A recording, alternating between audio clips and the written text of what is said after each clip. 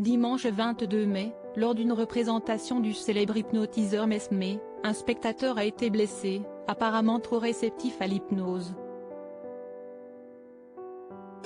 Un sujet qui a passionné les équipes de Touche pas à mon poste, ce mercredi 25 mai.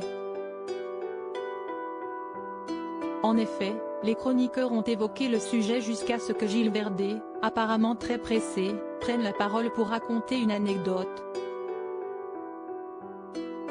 Quand un hypnotiseur prend votre contrôle, vous ne pouvez plus résister, commence-t-il par déclarer, évoquant alors sa propre expérience, et moi j'avais été hypnotisé ici et l'hypnotiseur avait oublié de me déshypnotiser.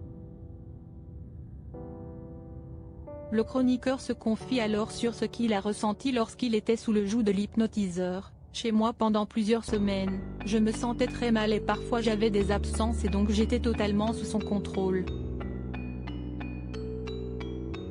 Fort heureusement, il a pu retrouver Mesmé. Quand je l'avais revu, il m'avait dit « Je suis désolé, j'ai oublié de te désenvoûter, tu es sous mon contrôle mais je n'ai pas abusé mais parfois, si est-il vrai que je prenais le contrôle et que t'as eu des réactions bizarres ».